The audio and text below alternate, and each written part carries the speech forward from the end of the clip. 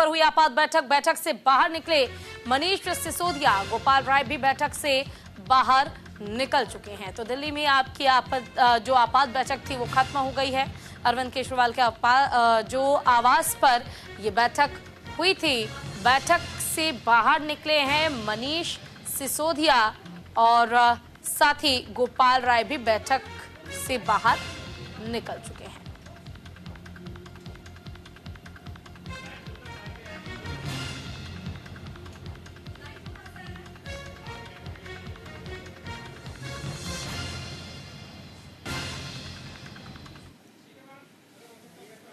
पैसे के दम पे, गुंडागिरी के दम पे चुनाव लड़ने की कोशिश करती रही, हम सब जानते हैं। और आज भी गाली गलौज पार्टी जिस तरह की हरकत कर रही है, आपसे भी छिपा नहीं है किस तरह की हरकत कर रहे हैं। ये तो अब कल के बाद उनका सारा खत्म हो जाएगा। गलौज पार्टी पैसे के दम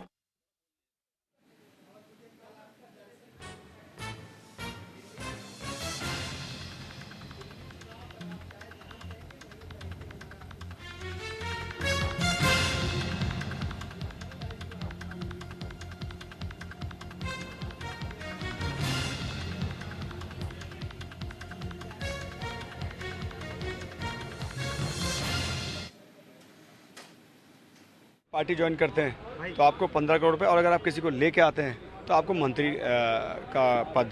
तो मैं हैरान हूँ, अगर इनके सर्वेज इतने अच्छे आ रहे हैं और ये क्लियर मैंडेट बना रहे हैं तो क्यों ये हमारे पास आ रहे हैं। तो इसका मतलब ये सर्वेज सारे फर्जी हैं, कहीं ना कहीं झूठ का पुलिंदा है और दिल्ली के लोग दोबारा से अरविंद जी को दिल्ली का मुख्यमंत्री बनाने जा रहे हैं। किस तरीके से अप्रोच किया गया और आपने उनको क्या कहा, जवाब? देखिए, उन्होंने हमसे पूछा, हमने जवाब दे दिया कि हम अरविंद जी के साथ हैं। सिंपल, इसमें तो कोई इफ बट है ही नहीं।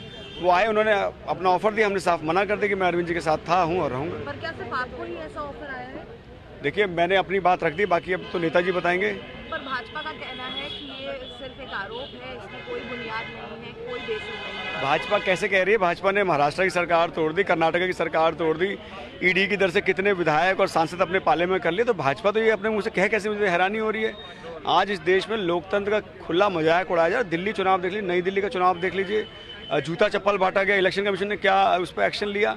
गुंडागर्दी चरम पर थी, बदमाशी हो रही थी, लड़ाइयाँ हो रही थी, उस पर इलेक्शन कमीशन ने क्या एक्शन?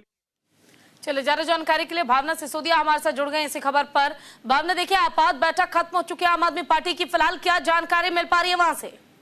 जी देखिए, मैं आपको बता दूं कि अरविंद केजरीवाल ने आपके सभी 70 विधानसभाओं के उम्मीदवार को जो है 11 बजे बैठक के लिए बुलाया था और बैठक खत्म हो चुकी है। और वहीं जब उम्मीदवारों से बात की गई तो वो साफ तौर पे कहते हुए नजर आए कि कहीं ना कहीं जिस तरीके से मतदान हुआ है उसको लेकर जो है बैठक की गई है। वहीं अपनी अपनी बातें भी उम्मीदवार जो है अरविंद केजरीवाल के समक्ष रखते हुए नजर आए। और जब ये बैठक खत्म हुई तो उसके बाद गोपाल राय और मनीष सिसोदिया जो है तस्वीरों में जाते हुए भी नजर आए। कहीं ना कहीं ये कहा जा सकता है कि जो मतगणना है उसको लेकर बैठक की गई है और भाजपा का ऑपरेशन लोटस को लेकर जिस तरीके से संजय सिंह ने आरोप लगाया था उन तमाम मुद्दों पर जो है इस बैठक में बातें की गई है। अब देखने वाली खास बात यही होगी कि आखिरकार मतगणना के बाद किसके पाले की सरकार बनती है। क्या एक बार फिर से अरविंद केजरीवाल यानी कि आम आदमी पार्टी की सरकार दिल्ली में शासन करती हुई नजर आती है, या फिर इस बार दिल्ली की जनता भाजपा को मौका देती है? क्योंकि आम आदमी पार्टी का साफ तौर पर कहना है कि ये चौथी बार फिर से आम आदमी पार्टी की सरकार आ रही है और भाजपा के अंदर इसकी बौखलाहट है, इसलिए भाजपा ऑपरेशन लोटस चला रही है। तो कहीं ना कहीं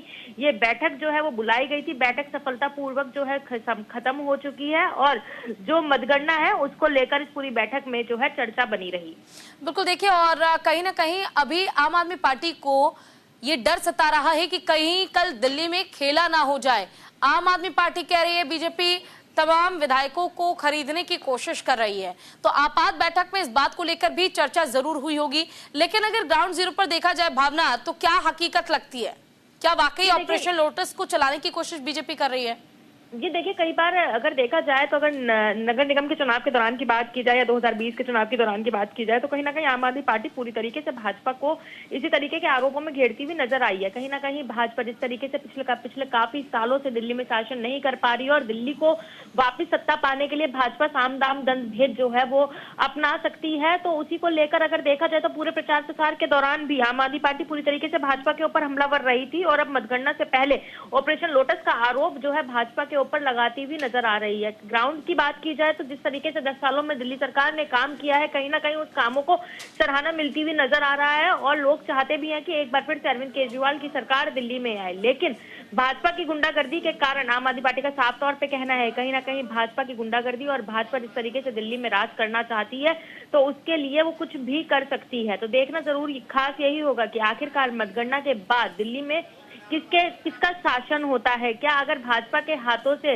दिल्ली एक बार फिर से जाती है तो क्या भाजपा इसको लेकर क्या किसी भी तरीके का ऑपरेशन लोटस आगे बढ़ा सकते हैं? क्योंकि आम आदमी पार्टी का साफ तौर पर कहना है दिल्ली में सरकार बनाने के लिए भाजपा ऑपरेशन लोटस चला रही है और आम आदमी पार्टी के तमाम उम्मीदवारों से कॉन्टैक्ट भी कर चुके हैं और करोड़ों रुपए का ऑफर भी दे चुके हैं, जिसको लेकर अब आम आदमी पार्टी ने कमर कस ली है। और साफ तौर पर संजय सिंह ने अपने उम्मीदवारों को कहा है कल प्रेस कॉन्फ्रेंस के दौरान कि अगर कोई भी आपसे कॉन्टैक्ट साधने की कोशिश करता है तो उसकी कॉल रिकॉर्डिंग की जाए और कोई मुलाकात करने की कोशिश की जाता है तो हिडन कैमरे से उसका वीडियो भी बनाया जाए ताकि जनता के सामने वो रखा जा सके। और वहीं इस पूरे सिनेरियो को लेकर भाजपा भी अब जो है आम आदमी पार्टी के ऊपर हमलावर होती हुई नजर आ रही है, साफ तौर पे कहती हुई नजर आ रही है कि अगर इस तरीके के घटनाक्रम को अंजाम भाजपा द्वारा दिया गया है तो आम आदमी पार्टी उसका सबूत सामने रखे, अन्यथा कानूनी कार्यवाही के लिए आम आदमी पार्टी पूरी तरीके से तैयार है।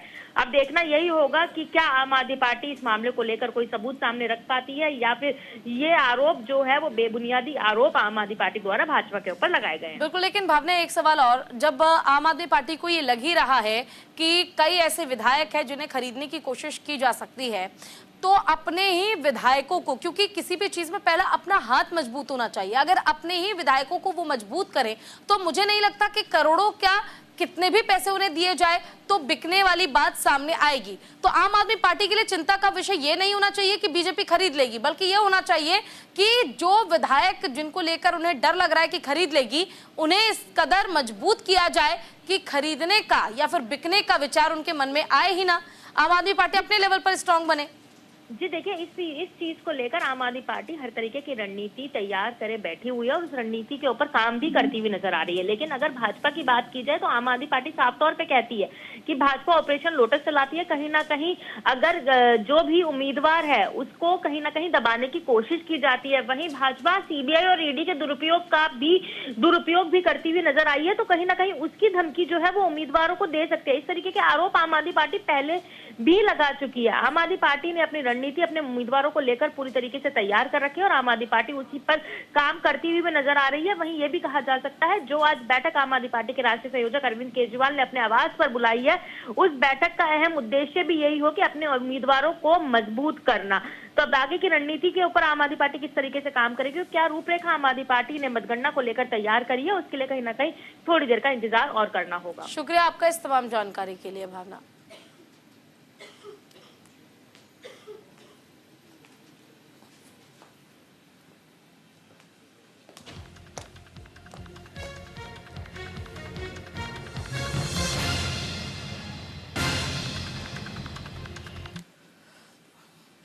तो देखिए, केजरीवाल के घर आपात बैठक खत्म हो गई है। सुबह 11:30 बजे शुरू हुई थी आपात बैठक। सभी आप उम्मीदवार इसमें शामिल हुए थे। विधायकों के खरीद फरोख्त पर चर्चा की गई और फर्जी वोटिंग जैसे मामलों पर भी चर्चा की गई है। फर्जी वोटिंग, अगर इस तरह का कोई भी डर या शंका आम आदमी पार्टी को है तो किस तरीके से इससे लड़ना है, क्योंकि सवाल साख का है। आम आदमी पार्टी के लिए अपना सत्ता बचाने का है और बीजेपी ने जिस तरह से इस बार मेहनत की है, मुश्किलें बढ़ सकती है क्योंकि मुकाबला बराबर का, टक्कर का था।